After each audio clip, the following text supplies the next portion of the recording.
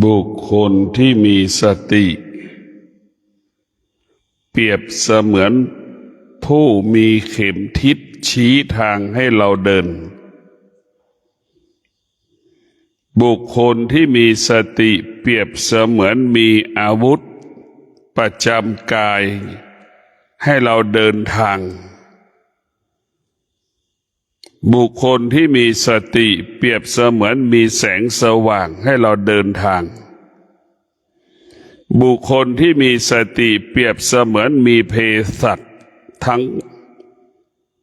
บุคคลที่มีสติเปรียบเสมือนมีเสบียงข้าวห่อยามที่เราเดินทางพวกเราทั้งหลาย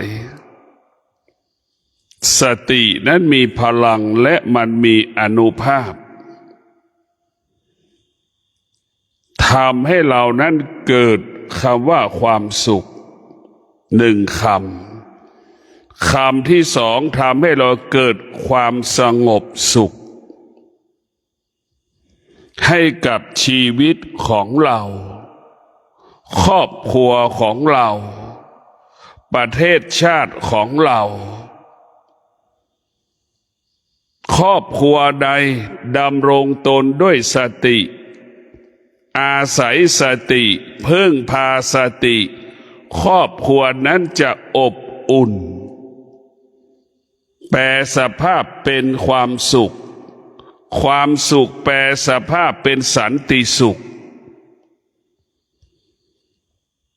สิ่งเหล่านี้เป็นสิ่งที่มนุษย์ทุกคนต้องการและปรารถนาให้เกิดขึ้นกับชีวิตของตนครอบครัวของตนประเทศของตนมนุษย์ทุกคนต้องการความจริงเสมอเหมือนกันหมดเมื่อมนุษย์ต้องการความจริงอยากให้ความจริงเกิดขึ้นกับชีวิตของตนมนุษย์ทุกคนต้องพึ่งพาสติอาศัยสติสตินั่นจะอาศัยสัจจะวิริยะขันติมนุษย์ทุกคนที่มีสติสัจจะวิริยะขันติมนุษย์ผู้นั้นจะเป็นมนุษย์ที่มีความจริงอยู่ในร่างกายไปที่ใดคนต้อนรับสนับสนุนส่งเสริมนี่คือความจริงที่อยู่ในร่างกายมนุษย์คนไหนดำรงตนด้วยสติสัจจะวิริยะขันติมนุษย์ผู้นั้นเป็นมนุษย์ที่เป็นบุคคลสำคัญเป็นมนุษย์ที่มีความสำคัญดังพระพุทธเจ้าของเราที่ดำรงตนด้วยสติสัจจะวิริยะขันติในการดำรงตนค้นคว้าแสวงหาธรรมจนได้บรรลุธรรมเห็นธรรมเมื่อพระพุทธเจ้าได้บรรลุธรรมเห็นธรรมแล้วพระพุทธเจ้าก็ยังมีสติสัจจะวิริยะขันตินำเอาคำสอนไปประกาศเผยแผ่จนสำลิดผลเพราะสติสัจจะวิริยะขันติเมื่อพระพุทธเจ้านำเอาสติสัจจะวิริยะขันติเป็นเครื่องมือประกาศความจริงปรากฏเกิดพระอรหันต์ขึ้นพระอรหันต์เหล่านั้นก็มีสติสัจจะวิริยะขันติขับเคลื่อนคำสอนของพุทธเจ้านำคำสอนพุทธเจ้าไปประกาศให้กับคนทั้งโลกได้รับรู้จนประสบความสำเร็จได้เพราะสติสัจจะวิริยะขันตินี่แหละคือความจริงเมื่อเราต้องการความจริงเราต้องประกอบไปด้วยสติ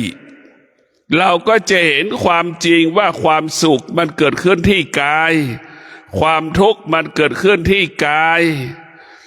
ทุกข์มันเกิดเพราะเราขาดสติและปัญญา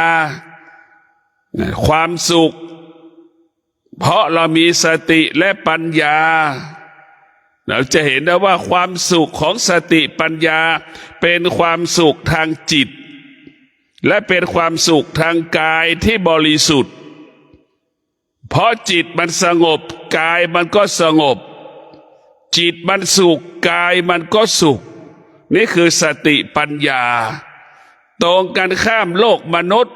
มีทรัพย์มีสมบัติแต่ไม่มีความสุขเพราะมนุษย์ขาดสติและขาดปัญญามันจึงเกิดคำว่าความโลภความอยากจึงเกิดคำว่าความกลัวเกิดจากคำว่ากังวลจากการมีทรัพย์มีสมบัติท้ายสุดเมื่อขาดสติขาดปัญญาทรัพย์สมบัติกลายเป็นศัตรูของคนที่มีทรัพย์สมบัติท้ายสุดทรัพย์สมบัติบ่อนทำลายชีวิตบุคคลที่มีทรัพย์และสมบัติเพราะกังวลใจกลัวคนมาขโมยทรัพย์สมบัติของตนเองกลัวทรัพย์สมบัติของตนเองที่หามาได้จะหมดไปก่อนเวลากำหนด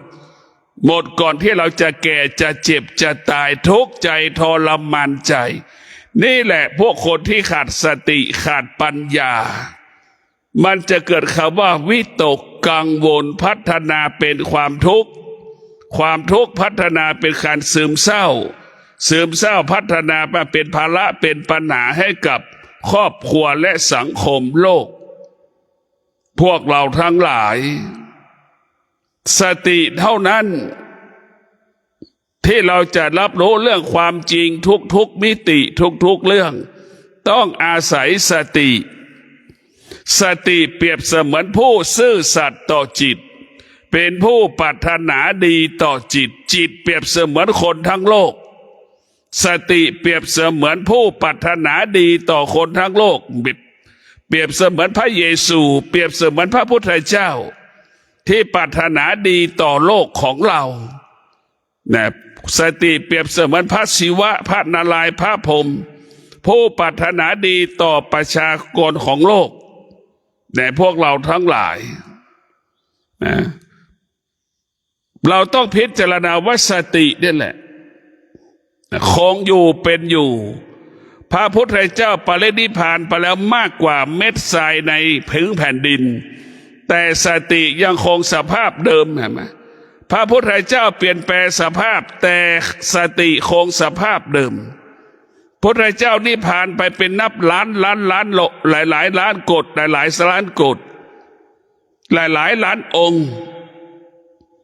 แต่สติคงสภาพเดิมเป็นอมตะเป็นเอกภาพคงสภาพเป็นเช่นนี้ ไม่แปลสภาพเป็นสิ่งอื่นๆนี่แหละพวกเราทั้งหลายเมื่อเราเห็นสติเป็นแบบนี้แล้วเราก็ต้องกลับมาพึ่งพาสติอาศัยสติพระพุทธเจ้าทุกพระองค์ที่อุบัติเกิดขึ้นนับล้านกฎก็เพราะสติเป็นเหตุให้เกิดศาสดาสติเป็นเหตุให้เกิดคำสอนของศาสดาเราจะเข้าถึงศาสดาก็ต้องพึ่งพาสติเราจะเข้าถึงคำสอนของศาสดาก็เพราะสติในพระพุทธเจ้าพวกเราทั้งหลาย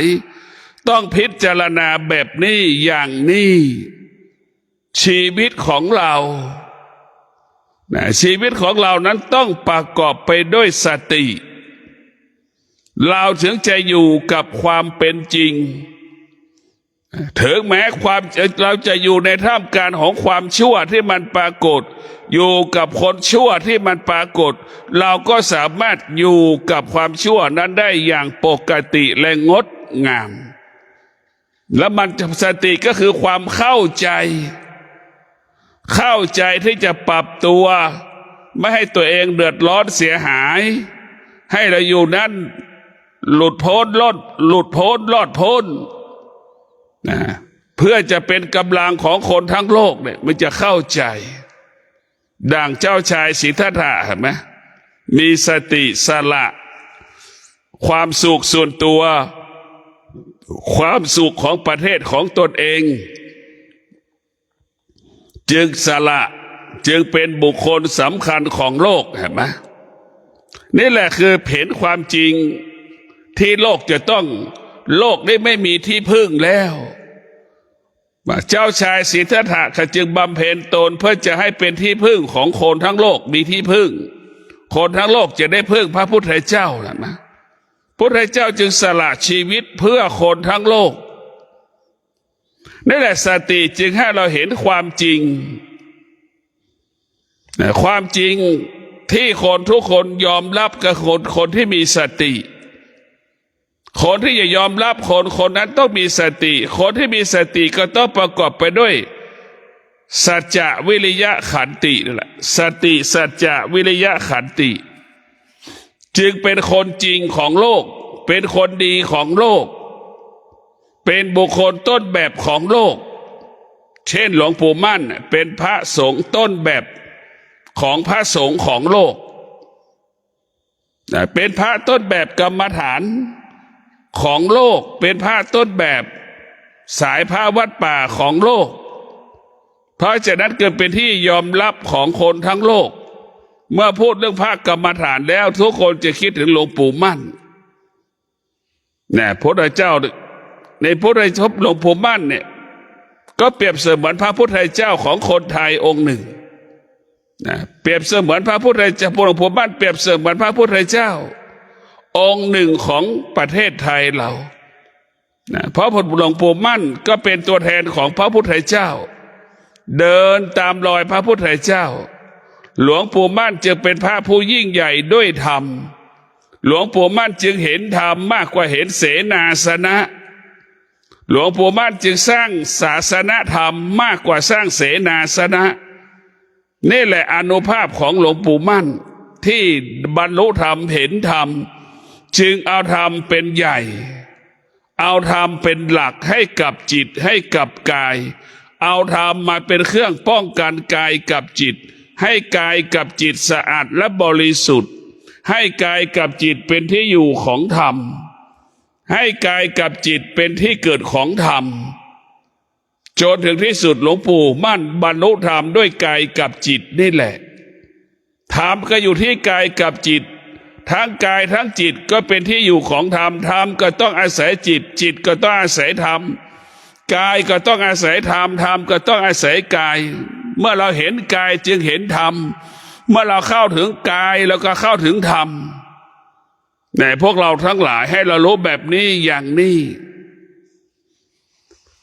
ชีวิตของเราทุกวันนี้เรามีแต่จิตมันก็รู้ว่าจิตมันก็ไปเลื่อยเปื่อยสิ่งใดมากระทบ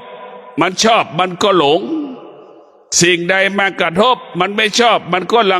รังเกียจมันก็จะเป็นอย่างนี้แหละพวกเราทั้งหลายแล้วว่าจิตมันไม่เป็นธรรมอะไรที่ตอบสนองมาแล้วมันก็บอกว่าดีอะไรที่ไม่สามารถตอบสนองมันก็บอกว่าไม่ดีสิ่งเดียวกันตอบสนอง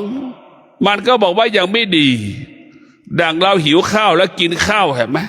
พอเรากินข้าวอิ่มแล้วก็บอกว่าในจิตอาหารไม่อร่อยก็เลิกกินอาหารเห็นไหมตอนที่เราหิวก็บอกว่ามันอร่อยนี่แหละจิตมันแปรสภาพตลอดกาลเวลาทุกคนสัมผัสได้นี่คำว่าจิตมันเป็นแบบนี้อย่างนี้ลักษณะของจิตมันเป็นอย่างนี้เอกลักษณ์ของจิตมันก็เป็นแบบนี้คือมันปิ้นป้อนมันโกหกหลอกลวงเราจิตเนี่ยมันหลอกลวงเราตลอดมันหลอกล่อให้เราหลงไหลหลอกล่อให้เราดีใจหลอกล่อให้เราชื่นชมหลอกล่อให้เราร้องไห้เสียใจนี่คือจิตมันหลอกเราตลอดเราอยากเห็นจิตก็เหมือนละครหนึ่งเรื่องนั่นแหละจิตมันแสดงทุกเรื่องเป็นพระเอกเป็นนางเอกเป็นผู้ร้ายนางร้ายเป็นพ่อแม่พระเอกนางเอกเป็นแม่พ่อแม่ผู้ร้ายนางร้ายมันเป็นหมดละครหนึ่งเรื่องนั่นคือจิตมันเป็นอย่างนั้นแหละพวกเราทั้งหลายเราอยากเห็นสติก็เหมือนผู้กำกับละครเห็นไหมนึกดูนี่พวกเราทั้งหลายเป็นผู้กำกับละครนั่นคือสติกำกับชีวิตเราจะบรรลุเป้าหมายได้สติเท่านั้นสติมันเป็นความจริงสตินั้นมันเป็นความจริงที่จะพาเราไปสู่ความเป็นจริงแล้วว่าสติเป็นเครื่องมืออำนวยความสะดวกให้เราเดินทางไปถึงแก่เข้าถึงความจริงได้ง่ายได้สะดวกเหมือนเรามีพาหนะถ้าเราไม่มีเรามีสติ เนี่ยเราก็จะแปลว่าเหมือนเราเปรียบเสมือนเรามีพาหนะถ้าเราไม่มีสติเราก็เปรียบเสมือนเราเดินทางใช้เวลายาวนานพอเรามีสติเปรียบเสมือนเรามีพาหนะเดินทางใช้เวลา5 วันถึงแล้วแต่ถ้าเราขาดเราไม่มีสติเนี่ยเราเดินทางต้องใช้เวลา1 เดือนเนี่ยมันจะแตกต่างกันในพวกเราทั้งหลายชีวิตของคนทุกๆคนโดยเฉพาะผู้ที่ปฏิบัติหรือผู้ที่อยู่ในวัดสติต้องเป็นสมบัติของคนที่อยู่ในวัดมากที่สุดแต่ถ้าคนที่อยู่ในวัดคนที่อยู่ในสำนักปฏิบัติธรรมแล้วไม่มีสติเนี่ยมันมีแต่จิตเนี่ยมันก็จะมีแต่คำว่านินทามีแต่คำว่านินทามีแต่คำว่าความทุกข์ใจไม่สบายใจเรามาปฏิบัติธรรมเรามาฟังธรรมเราไม่ได้มานินทาคนเราไม่ได้มาจับผิดคนเรามาปฏิบัติธรรมมาดูกายตนเองมาดูจิตตนเองไม่ใช่ไปดูอารมณ์ของคนอื่นเราจะไม่ต้องถ้าเราคิดอย่างนี้แล้วเราจะอยู่ไม่ได้ถ้าเราต้องมีหลักให้เราไปปฏิบัติเราจะไปไหนก็แล้วแต่ให้เรามีและรู้จักตัวเองก่อนเรามาสถานที่แห่งนี้เรามาพิจารณากายกับจิตเรามาปฏิบัติธรรมเรามาแสวงหาธรรมแต่เรากลับมาแสวงหาความโลภความโกรธความหลงมาแสวงหาความพอใจไม่พอใจนี่มันไม่ใช่ของผู้ปฏิบัติหรือแม้จะเป็นผู้ปฏิบัติขาดสติเพราะสตินี่มันเป็นหลักเรามาตรงนี้เรามาเพื่อมาปฏิบัติธรรมทีนี้เราไม่เอาธรรมเราไปเอาคนอื่นมาเป็นอารมณ์ของธรรมธรรมะก็ไม่เกิดอารมณ์ที่ไม่พอใจก็มาปิดปกปิดเหมือนอารมณ์ก็เปรียบเสมือนละไอน้ำและไอน้ำฝนมันตกมันเกาะหน้ากระจกรถเห็นไหมแล้วขับรถมันก็มองไม่เห็นเห็นไหมฝนตกหนักๆเนี่ยไม่สามารถขับรถได้เพราะไอ้ที่ปัดน้ำฝนมันปัดไม่ทันมันมองไม่เห็นเนี่ยเรามีความโลภก็เป็นอย่างนั้นมันปิดบังเราหมดและจนถึงที่สุดเราไม่เห็นธรรมเพราะเรามีความโลภมีความอยากไม่พอใจคนรอบข้างน่ะเพราะฉะนั้นผู้ปฏิบัติธรรมต้องมีสติจะต้องยึดติดธรรมะเท่านั้นจะไปดูคนนั้นจะไปดูคนนี้ดีกว่าเรื่องของเขาไม่ใช่ของเราเราไม่ต้องไปออกอาการสำแดงอาการใดๆทั้งสิ้นแต่ผู้ที่มีสติจะอยู่กับความเป็นจริงที่สุดและจะได้พบความเป็นจริงเลยพบความเป็นจริงเมื่อเรามีสติเราก็จะมีระเบียบมีวินัยถ้าเราขาดสติเราจะบอกว่าไม่มีระเบียบไม่มีวินัยสติมันจะบังคับให้เรามีระเบียบ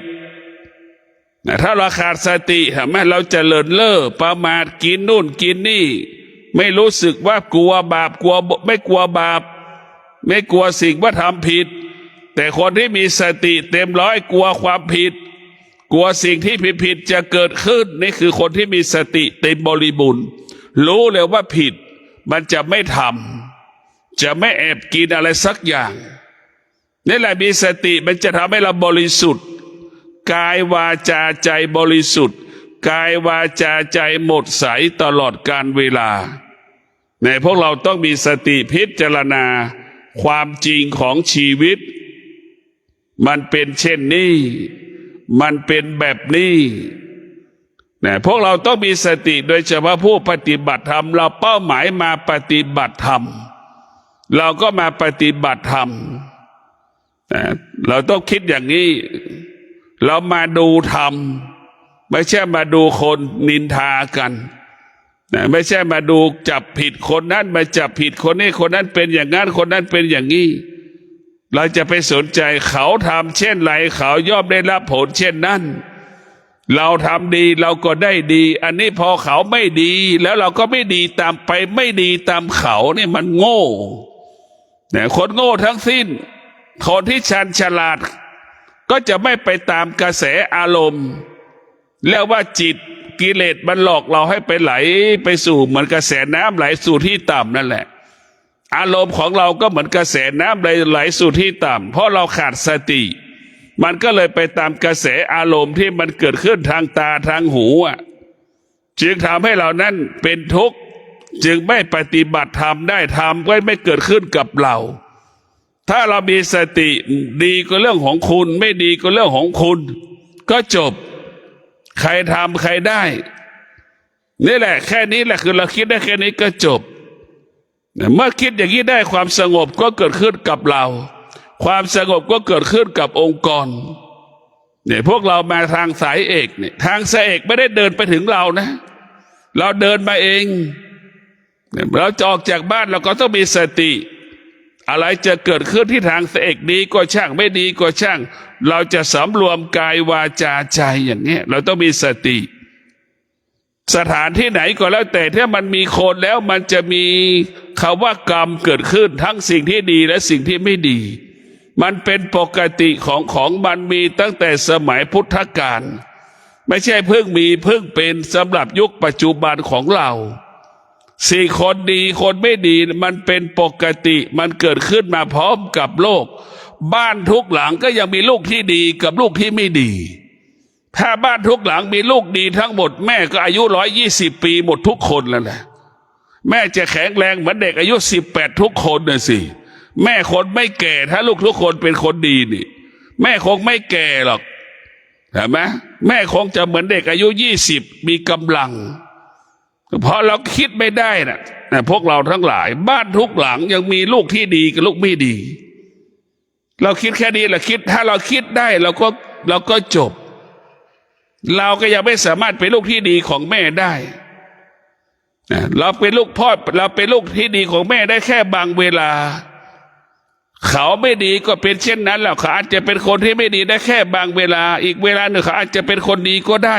ให้เราคิดแบบนี้เราก็จะเป็นคนดีได้บางเวลาเราเป็นคนดีได้ครั้งบางเวลาเราก็มองเขาต่ออีกเขาก็อาจจะเป็นคนไม่ดีได้แค่บางเวลาอีกเวลาหนึ่งเขาอาจจะเป็นคนดีก็ได้ให้คิดแบบนี้มันจะเกิดคำว่าสมดุลสมบูรณ์ปราศจากอคติสี่ไม่มีเวรไม่มีกรรมต่อกันและกันถ้าเรามีอคติสี่เราคิดไม่ได้ปกปิดบังทำให้เราเห็นแต่สิ่งไม่ดีไม่ดีไม่ดีไม่ดีแต่พวกเราทั้งหลายเราต้องจิตเราต้องปราศจากอคติเมื่อจิตเราปราศจากอคติมันจะเห็นแต่ความจริงความบริสุทธิ์เห็นความจริงเห็นความจริงเห็นความจริงเท่านั้นนะพวกเราทั้งหลายพวกเราทั้งหลายต้องมีสติในการดำเนินชีวิตของเราต้องประกอบไปด้วยธรรมถ้าเราประกอบไปด้วยธรรมแล้วคำว่าสงบจะเกิดขึ้นถ้าเราไม่มีสติมันจะเกิดคำว่ากังวลใจไม่สบายใจจึงเกิดคำว่าอยู่ไม่เป็นสุขกินไม่เป็นสุขนอนไม่เป็นสุขนี่แหละพวกเราทั้งหลายจิตของเรามีความสำคัญและมีความจำเป็นต่อเรามากมายมหาศาลฝากให้เราได้พิจารณาความจริงของชีวิตความจริงของโลกมันเป็นเช่นนี้มันเป็นแบบนี้ของเราจึงฝากให้เราได้พิจารณาการมีชีวิตใหม่การมีชีวิตใหม่นั่นมันต้องอาศัยสติเราขาดสติก็เป็นคนเก่าเรามีสติเราก็เป็นคนใหม่แม้พวกเราทั้งหลาย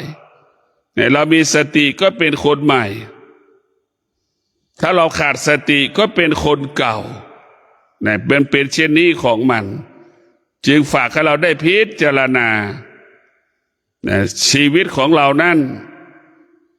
มันก็อยู่ตรงนี้แหละเรามีสติมันจะบังคับให้เรารักษาศีลเห็นไหมเราขาดสติมันจะบังคับให้เราล่วงละเมิดศีลเห็นไหมนี่แหละมันง่ายที่สุดพวกเราทั้งหลายเรียกว่าสติมันจะอยู่กับความเป็นจริงดังที่บอกละ มันจะอยู่กับความเป็นจริงมันจะอยู่กับความเป็นจริงตลอดเวลาฝากให้เราได้พิจารณาหลักธรรมคำสอนของพระพุทธเจ้าเนี่ยมันว่าด้วยเรื่องความเป็นความเป็นจริงทั้งสิ้นเมื่อความจริงมันปรากฏพวกเราต้องพิจารณาความจริงคืออะไรความจริงก็คือวิริยะมันเกิดขึ้นในร่างกายแล้วก็จะขยันอดขยันในการเดินจงกรมเห็นไหมเรียกว่าขยันเดินจงกรมเมื่อขยันเดินจงกรมแล้วพวกเราทั้งหลายมันจึงทำให้เรานั้นบรรลุเป้าหมายได้ทำให้เราบรรลุเป้าหมายถ้าเราไม่ขยันในการถ้าเราขาดวิริยะแล้วนี่เราไม่ขยันแล้วความภาคเพียรมันหายไปหมดเนี่ยพวกเราทั้งหลายความภาคเพียรมันหายความภาคเพียรมันไม่เกิดเห็นไหมสตินั้นมันจะคู่กับวิริยะเรียกว่าสติจะคู่กับธรรมทุกตัวสติคู่กับขันติเห็นไหมมันก็จะบังคับให้เราอดทนนี่แหละเมื่อเราอดทนในที่สุดมันก็เกิดคำว่าสำเร็จถ้าเราสติมันคู่กับวิริยะภาคเพียรเนี่ยมันจะเกิดคำว่าละเอียดปานีตสุขุมรอบคอบเห็นไหมมันจะเป็นแบบนี้อย่างนี้ให้เราได้พิจารณาสติกำเนิดความดี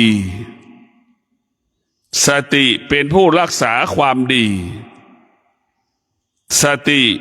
ส่งเสริมให้ความดีนั้นยั่งยืนอยู่ในกายอยู่ในจิตของเราสติส่งเสริมให้กายกับจิตเรานั้นยั่งยืนตามการเวลาของสภาพร่างกายของเราพวกเราทั้งหลายสติมีความจำเป็นมีความสำคัญสำหรับชาวโลกทุกคนถ้าชาวโลกมีสติแล้วสันติสุขก็เกิดขึ้นกับโลกใบนี้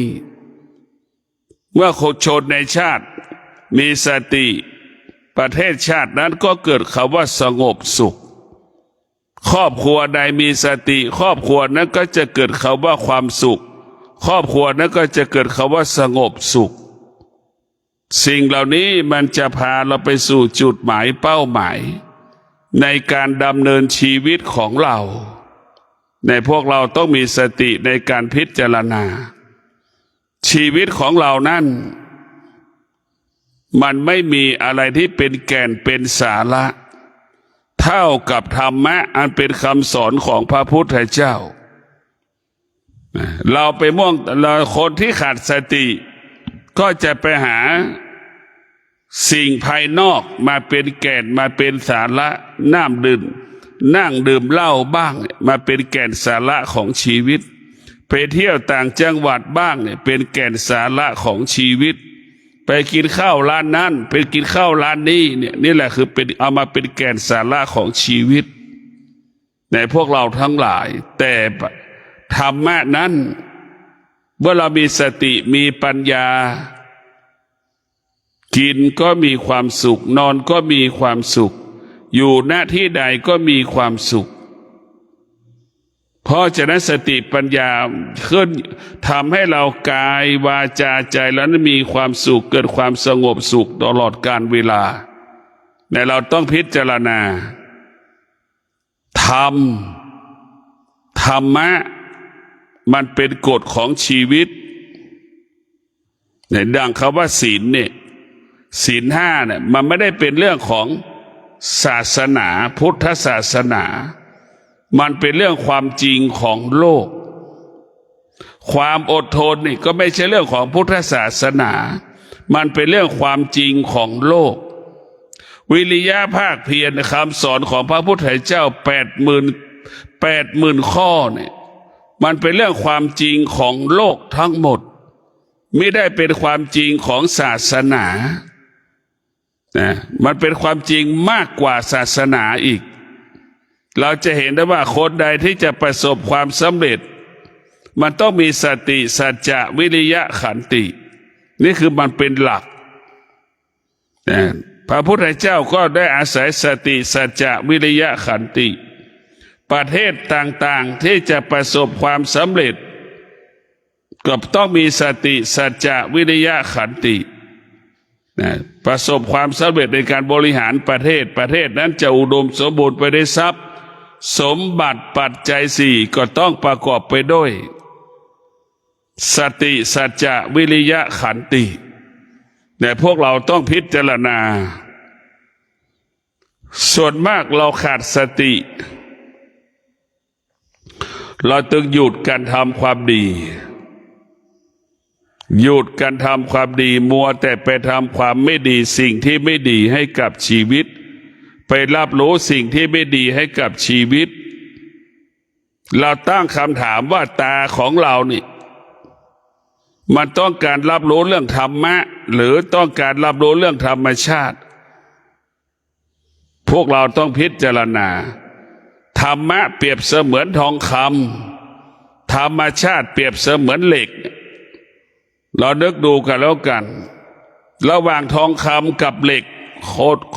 ธรรมชาติของมนุษย์จะเลือกเอาสิ่งใด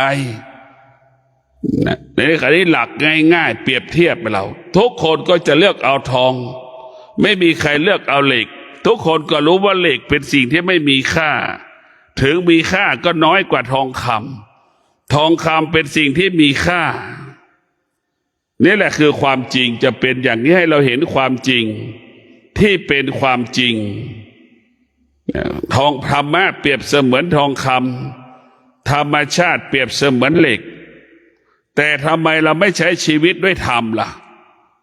ทำไมเราใช้ชีวิตด้วยธรรมชาติล่ะเวลาแต่งตัวแล้วเราแต่งตัวอย่างดีเหมือนเราทองคำประดับประดาไปด้วยทองคำร่างกายของเราแต่ทองคำเปรียบเสมือนธรรมะแต่จิตเป็นธรรมชาติมีทรัพย์แล้วไม่มีความสุขมีทองคำเป็น100 กิโลก็ไม่มีความสุขเพราะเราไม่มีธรรมะมีทองคำเป็น100 กิโลกับกังวลใจกลัวทองคำมันหายนี่เพราะเราขาดสติขาดเมื่อไม่มีธรรมะมาเจอถ้าเราขาดสติขาดปัญญาในพวกเราต้องพิจารณาคำสอนของพุทธเจ้ามันเป็นสิ่งที่ง่ายแต่ตัวปฏิบัตินั้นจะยากหน่อยโดยเฉพาะธรรมะภาคปฏิบัติธรรมะภาคปฏิบัติให้เราเข้าใจเรียกให้เราเข้าใจธรรมะภาคปฏิบัติ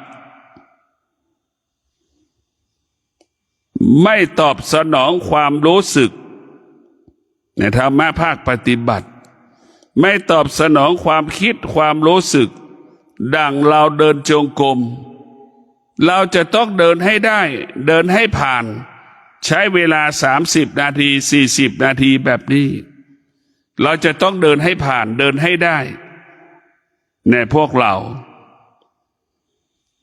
การเดินจงกรมเนี่ยมันไม่สามารถตอบสนองความรู้สึกเราได้เราจะต้องมีสติ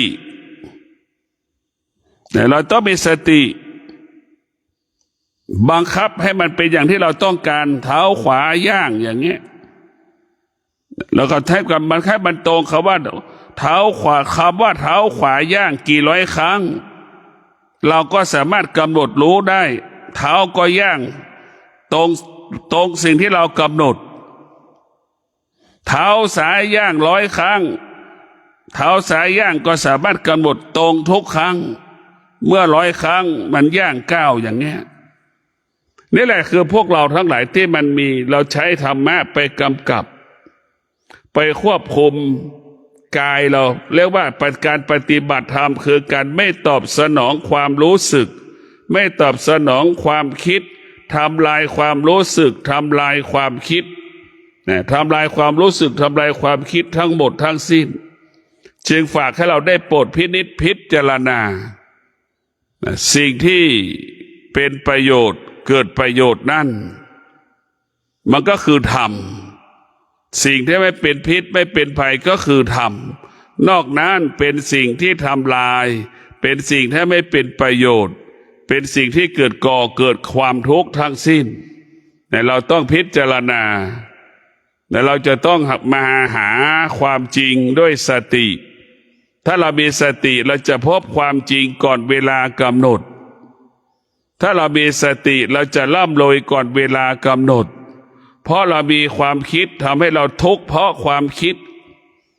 พอมันเหนื่อยมันก็ว่าไปอีกอย่างหนึ่งพอมันหิวมันก็ว่าไปอีกอย่างเนี่ยไหม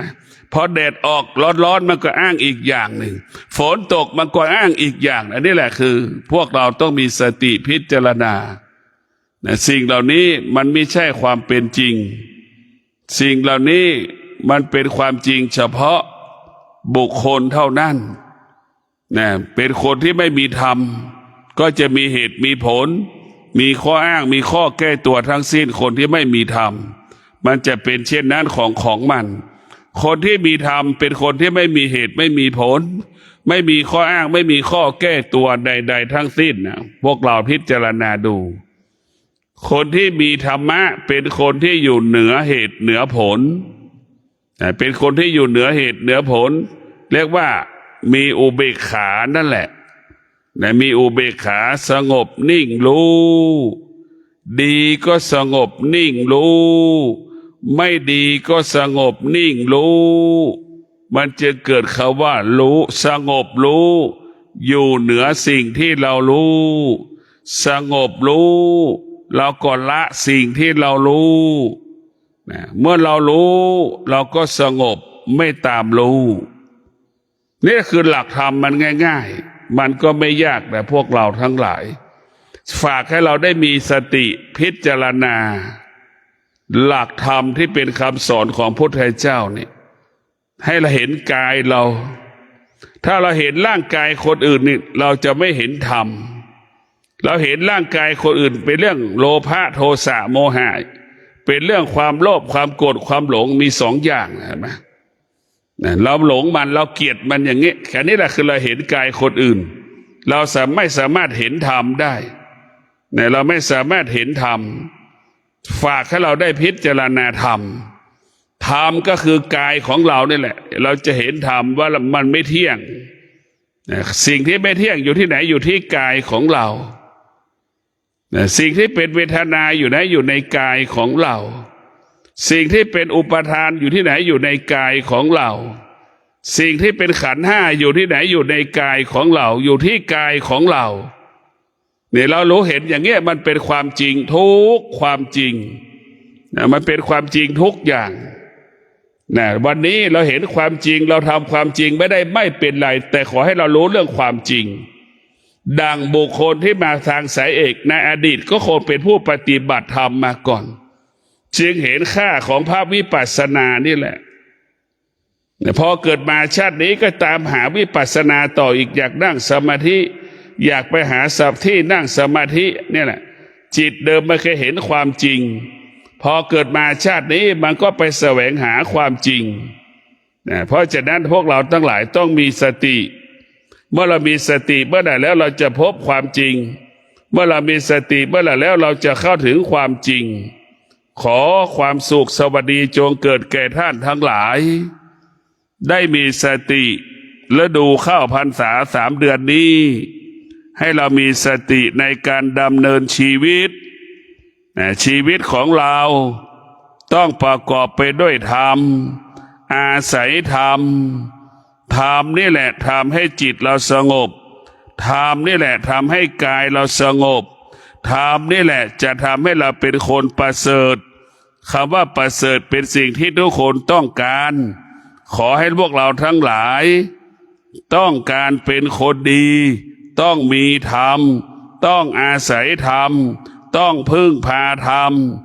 ธรรมก็คืออดทนอดทนอดทนแล้วก็จะเกิดคำว่าความสุขเกิดคำว่าความสำเร็จเกิดคำว่าสำเร็จผลสมปรารถนาดังใจปรารถนาอายุวันโนสุขังพลัง